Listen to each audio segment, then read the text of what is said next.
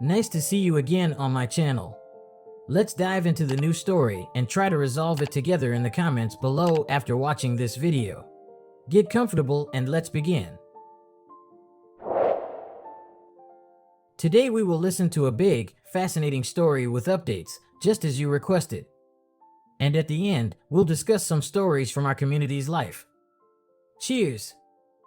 On Easter Sunday, I discovered irrefutable evidence of my wife's infidelity.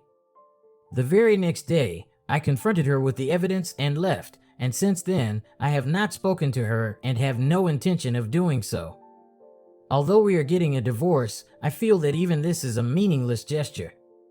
Despite feeling utterly devastated, I must acknowledge that my wife and I had what I had thought to be the perfect relationship. We were best friends and we both benefited each other in countless ways. We grew up together and dated throughout our last 2 years of high school and all the way through college. We were each other's first in all things of a sexual nature. After attending the same university, albeit in different fields of study, we married 2 years after graduation.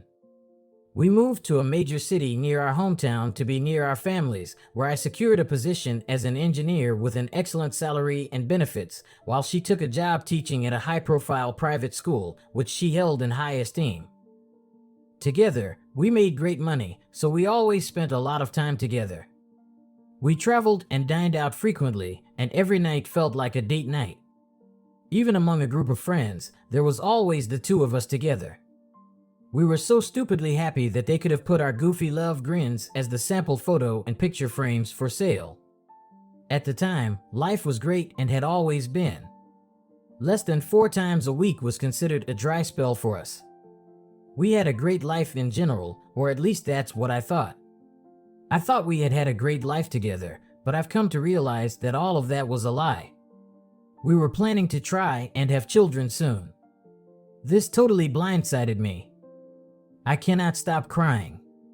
I wanted to be a father someday, now that's an impossibility.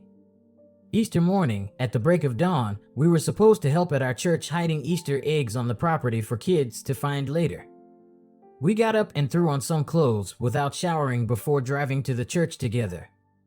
We groggily helped hide obvious eggs for the small children and more secretive eggs for the older kids.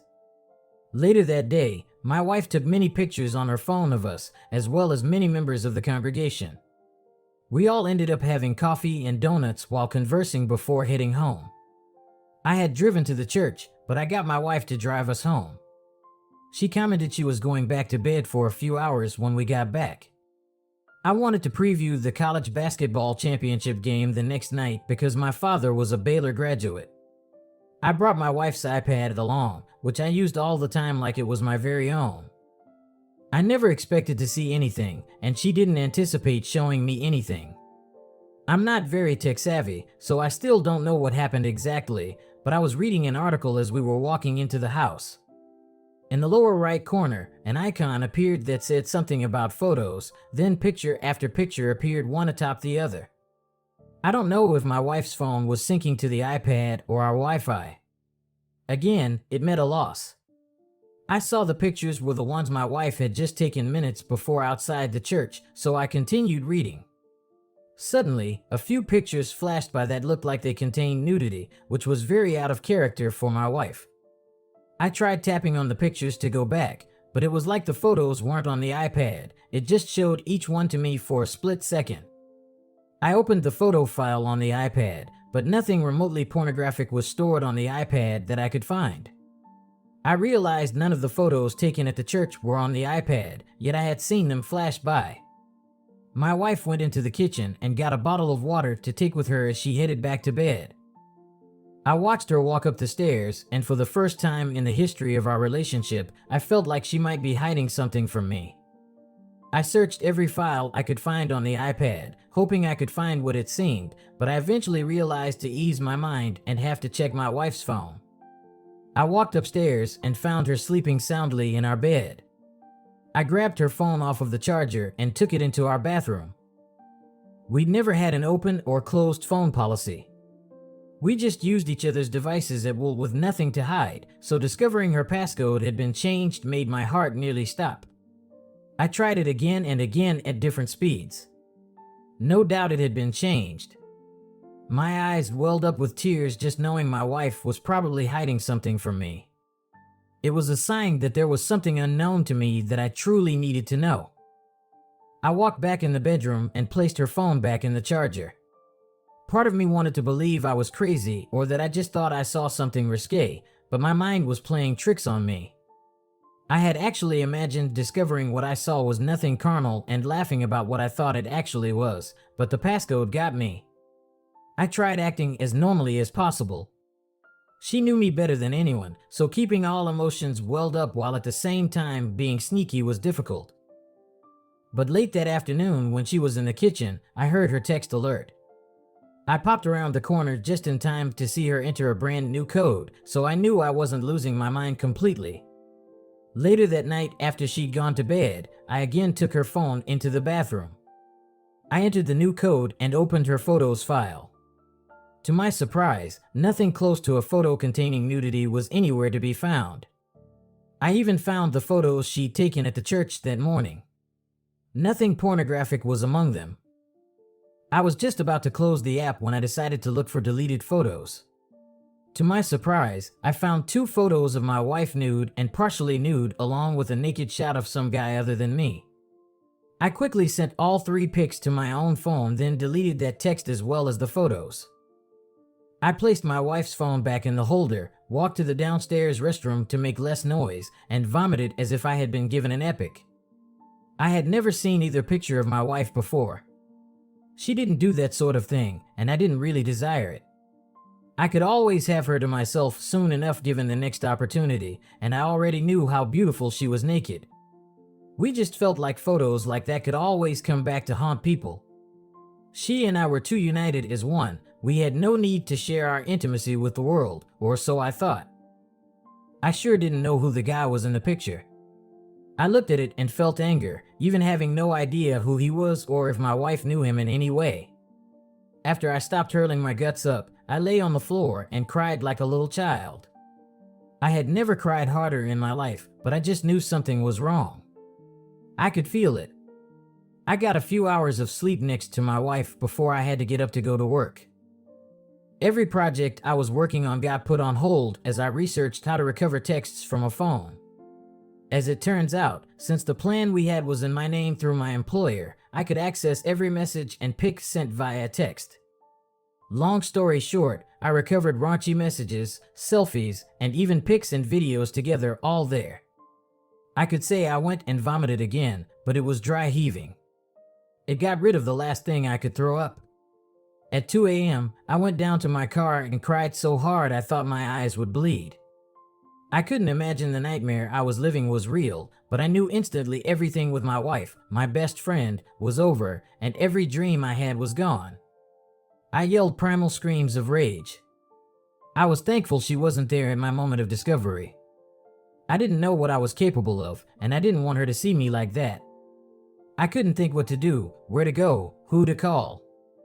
I was just in shock, and the person I would have turned to at a time like that was the very person who had destroyed me. I stopped crying and just sat there in a complete daze, unsure what to do, but certain I didn't want to do anything. I knew what had started off as an unproductive morning was certain to be an unproductive day.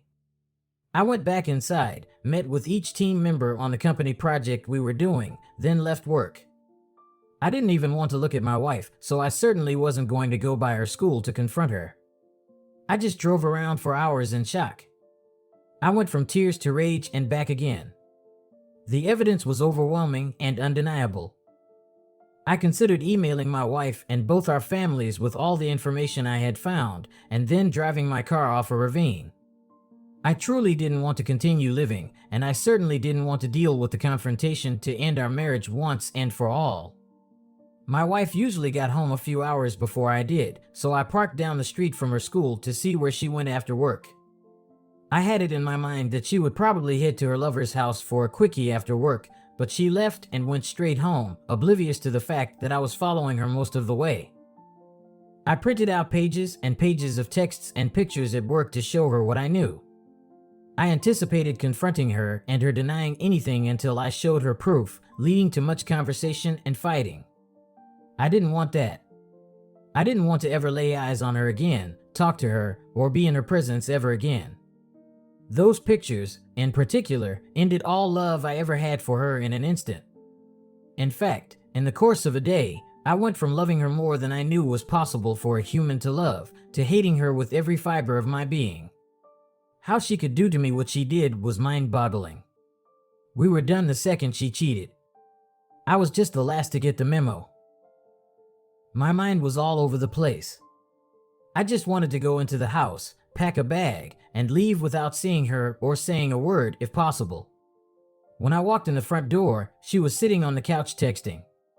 She may have been texting her mom, her sister, or most anyone, but I knew she wasn't texting me. And that day, I learned the odds were high she was busy doing more things that could cause me more pain. She smiled and noted that I was home from work early. I didn't say a word to her. I just walked down the hall into our bedroom. I got a suitcase out of the closet and began packing clothes for the work week for my stay in a hotel room. She came into the bedroom, saw me packing, and asked if I had to go on a sudden business trip. I stopped what I was doing, looked directly at her with a stare of absolute loathing, then continued packing. She walked up to me, asked me what was wrong, and placed her hand on my back. I recoiled from her touch like it was a dead animal carcass filled with maggots touching me. I turned and yelled at her loudly to never touch me again before pushing her away. When she tried to ask what was wrong, I called her a disease-filled whore that deserved to have a fiery hot poker inserted into her privates to keep her from procreating. She had the audacity to look shocked and hurt. That's when I pulled out the stack of papers I had copied, threw them onto the bed, closed my suitcase, and began to leave. She sat down to look at the papers. Before I got down the hall, I heard her scream no, before breaking down in tears and running to catch me. I made it out the door to my car and threw my suitcase in the back. She managed to make it outside before I pulled off. I extended my middle finger in her direction as I drove away. My phone started going off like a casino slot machine, so I just turned it off. My plan was to completely ghost her and let whatever steps needed to be done for divorce taken care of by my lawyer. I didn't want to know how they met, why it happened, and what exactly had occurred between them. She knew damn well infidelity was a deal breaker. Why she was even calling, I had no idea but didn't care. I got a motel room about a mile from my job and checked in. I walked to an adjacent restaurant and at first, downed some food I didn't want to eat. Back in the room, I used the motel phone to call my mom and tell her where I was. She'd been worried as she had been one of the first people my wife had called after I left. I asked my mom if she had been told why I left, and she admitted she hadn't. I told her what I found, explained we would be divorcing, and that I'd be looking for a job in another state so I never had to run into my STBXW or any of her family again. I asked her to keep what she knew between her, my dad, and siblings. My mom cried. I mean, I wasn't there to see it, but it sounded like ugly crying and disbelief. But the realization that my wife and her family were no longer any part of our lives hurt.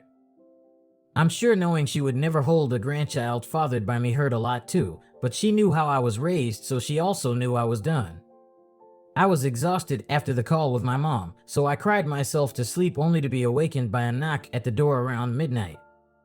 I got up and looked out the peephole to see my STBXW anxiously waiting for me to open the door. I couldn't grasp how she'd found me, much less figured out what room I was in, but I did not want to see her or hear her voice. After what she did to me, she lost any right to even look in my general direction. So again, I used the motel phone, but instead of calling my mom, I called the local police. I stayed on the line explaining the situation as they sent 2 officers. I watched as the police removed my STBXW from in front of the door and led her over to the squad car. Then, one officer knocked on the door and I let him into the room. He assured me they wouldn't let my wife in and asked how I wanted them to proceed. I explained I wanted her to leave me alone and I wanted absolutely no contact with her ever again. He and I filled out all the necessary paperwork for a restraining order. He made sure the RO was what I wanted since it would limit me from being able to go back to my house on my own to get things without police or court. I told him I never wanted to enter that house again, I was done with her and she could have it and the rest of our belongings. He got her to sign the RO. I watched her and the cops drive away, then went back to bed for a few hours. I made it to work the next day. Everyone asked how I was feeling since they all thought I left due to being ill. I told them I still felt a bit under the weather and told them I'd be working in my office all day just in case what I had was contagious. I called my boss and asked him for a good time to meet in my office. 15 minutes later, he was sitting across from me. I'm sure he was there to get an update on the project my team was working on. When I explained the previous day I discovered my wife had been cheating, he seemed almost as shocked as I was. I didn't begin to mention I'd soon be looking for another job out of state, but I did convey there was no chance of reconciliation, and as far as I was concerned, my wife was dead to me. It was all I could do to maintain composure and not cry, but I explained to my boss that I planned to dive into my work to distract me from my personal life. I explained at that moment I needed the actual work far more than I needed the paycheck which came with it. He assured me I could work as much as I wanted and even crash in my office when needed. I thanked him for his kindness before asking him to keep everything between us. Until word leaked out after work that day, I went by my parents' house for dinner. They had all my siblings and their spouses over as well. My parents called me aside as dinner was ending and suggested I let everyone know what had happened and was about to happen. There were still a few people eating when I began to talk, but the news sort of ruined everyone's appetites. They all were as shocked and enraged as I had been. 2 of my siblings had gotten calls from my ex when I left and felt sorry for her. Both wished they'd known what was going down so they could have given her a piece of their minds. I assured them and the rest of my family I just wanted my wife and anyone related to her ignored, blocked from contact, and ostracized. I explained it wasn't her family's fault that my wife is a worthless whore, and my wife had proved she was unworthy of any attention, positive or negative, sent her way. I then explained I would be looking for a new job in another state over the coming weeks. Some family members were angered. They weren't mad at me for feeling that is what I needed to do. They were mad my wife sinned and I was being punished by being removed from those that love and care about me. It didn't seem even remotely fair, I agreed, but the chances of getting every human related to her to leave the state out of shame wasn't happening. The next day, I met with my lawyer for the first time. We live in an at-fault state, so the stack of papers proving infidelity was a welcome sight to her. I tried to approach that meeting with 100% logic and no emotion. All emotions are temporary, and letting your emotions lead you through life is a recipe for utter chaos. I explained that she and her staff would need to be the go-between for my wife and me until the divorce was finalized. I also explained that there was a restraining order in place. I told her that I didn't care about any of our possessions. Everything we owned reminded me of my soon-to-be ex-wife, so I didn't want a single item or the house we lived in. The only thing I was concerned with was that she could not touch my 401k or other investments given to me before marriage. That's when my lawyer asked if I wanted the divorce to be a fair and equal divorce or scorched earth. I looked down and thought for a few moments. The emotional turmoil I was enduring had reached the point where it was causing actual physical pain.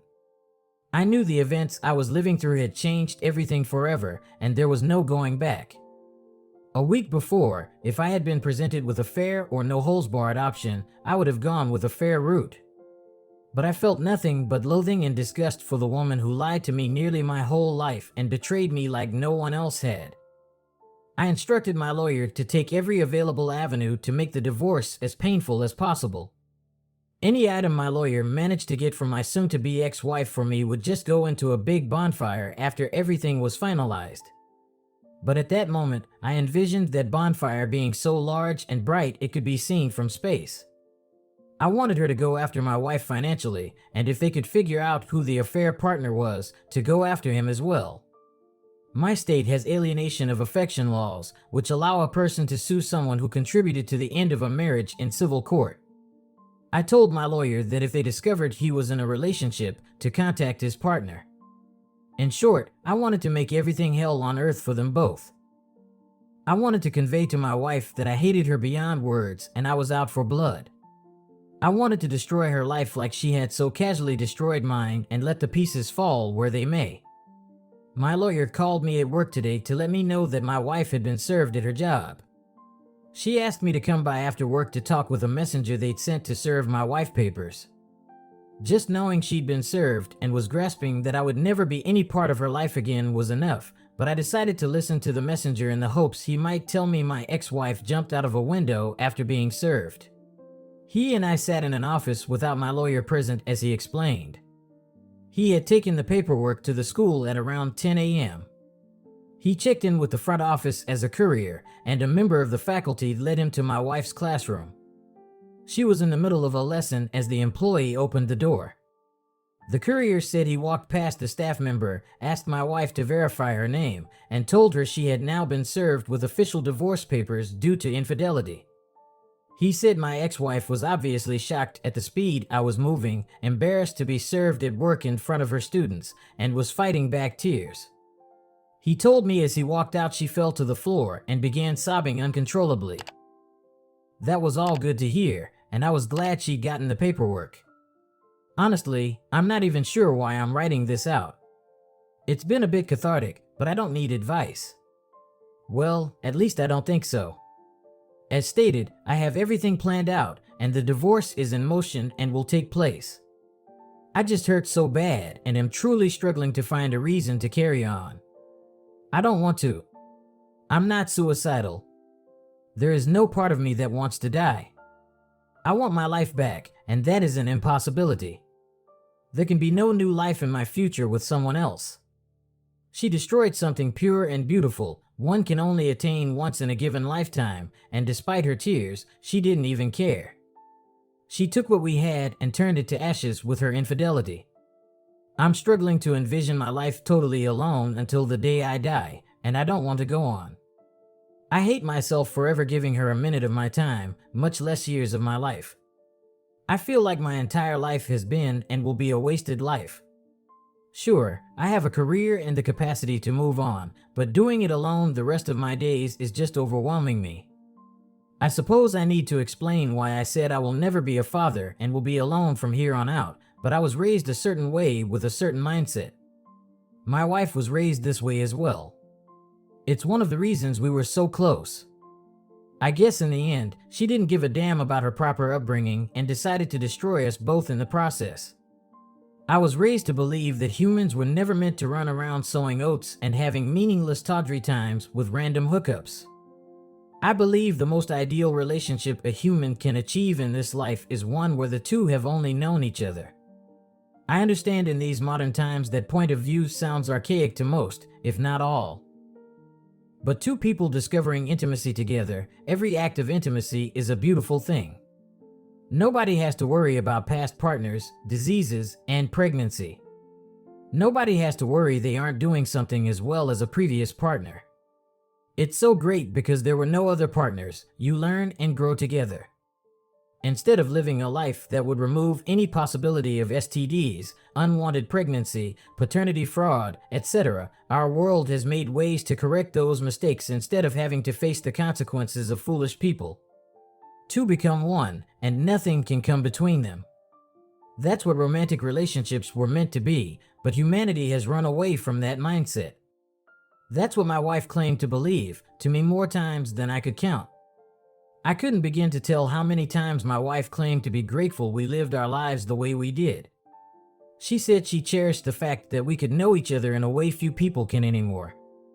I guess that was all bull, lies, but it doesn't even matter anymore because of that mindset. There can never be reconciliation, and there is no way I could ever view her as attractive after seeing what she was doing behind my back. 1,000 gallons of bleach and a pressure washer couldn't remove the diseased infidelity filth she subjected me to. I view her as defiled, diseased, and dirty. A week ago, I could just think about my wife and get aroused. Now she could lay before me naked and ready, and my reaction would be to spit on her in disgust before again vomiting. And as I have known someone else, I can never have that bond with another human. I couldn't date a virgin even if I wanted to because due to my relationship with my wife, I couldn't be what that hypothetical virgin deserves. I'm sure I will get some hate from various progressive readers who've used time as something to do with random people for fun and list time as a hobby on their Facebook page.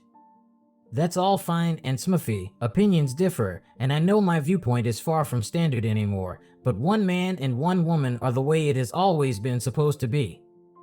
My wife turned out to be a lecherous Jezebel CM dumpster, so that's my loss and my own stupidity for choosing so poorly. I just don't think it's fair that I didn't commit the sin, but am the one who has to endure the hell of life the rest of my days totally alone. Edit. Those privately messaging me with harsh messages about the words one man and one woman being homophobic, it was not meant that way. I meant it to mean two people, and regardless of gender, I do feel like two people in one lifelong bond is best, and I'm standing by that. But I'm not editing it after the fact now that it's been posted, so save your time messaging me trying to claim I am anti-gay. What any two people do in the privacy of their own company is their business and certainly none of mine. I cannot stress enough I don't care about anyone's S-time life, straight, gay, whatever. I don't care. It's a major reason I don't want to know any more specifics about my wife's affair. Edit 2, Luke 16 verse 18, anyone who divorces his wife and marries another woman commits adultery, and the man who marries a divorced woman commits adultery. Edit 3, final edit, I've been doing a good job focusing solely on work the last few days. I've made massive amounts of progress on the company project since all my time had been spent in my office. It seems stupid to pay for a motel bed when my office has a comfortable couch. I woke up this morning with every intention of getting further ahead on the project as well as begin my job search in other states. But when I sat down in my desk chair and saw the date on my computer, I had a realization that brought me to tears. Now I'm done. This is my wife's birthday.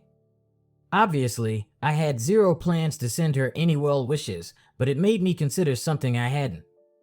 That date will always belong to her, at least in my mind. It was bad enough thinking about upcoming holidays making me flash back to happier times when I had someone. I think I could always ignore those days and just work, but today's date will always bring her to mind. No matter what I do or where I go, I cannot get away from that. Moving away and avoiding her doesn't really remove her from my life because she was my life. I want to erase every memory of her in my mind. I want to forget I ever knew her. What were cherished memories just 1 week ago are now nothing but bitter memories of lies and deception. I can't endure that. I just can't. It's amazing how quickly life can just flip the script on you and destroy your entire world overnight. Obviously, from the comments, I got many loathe me, my views, my beliefs. I'm actually fine with that.